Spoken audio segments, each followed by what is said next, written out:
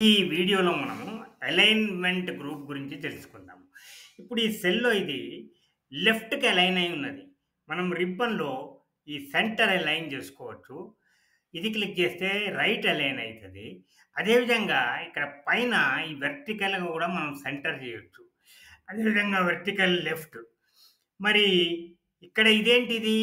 Suppose మనం left చేసిన తర్వాత ఈ ఇది ఇండెంట్ అన్నమాట. Decrease indent, increase indent. ఇది ఒకసారి క్లిక్ చేస్తే కొంచెం ముందర జరుగుతది.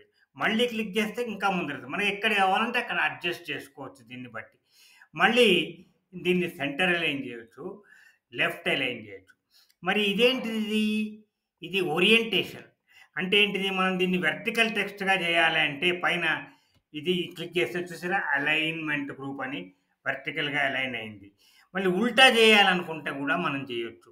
దీన్ని ఆహ్, మనము రొటేట్ చేయొచ్చు. టెక్స్ట్ అప్ చూసిర్రా? అలైన్‌మెంట్ గ్రూప్ అయింది. ఈ రకంగా మనం టెక్స్ట్ అప్ అండ్ డౌన్ గూడా మనము ఈ బటన్ తోటి చేయొచ్చు. తర్వాత మరి ఇదేంటి మెర్జ్ అండ్ సెంటర్. ఒకవేళ మనం ఒకటి కంటే ఎక్కువ సెల్స్‌ని సెలెక్ట్ చేసి మెర్జ్ చేయాలి. దాన్ని మెర్జ్ చేయొచ్చు. లేక సపోజ్ ఇప్పుడు నేను ఈ సెల్‌ని సెలెక్ట్ చేసిన.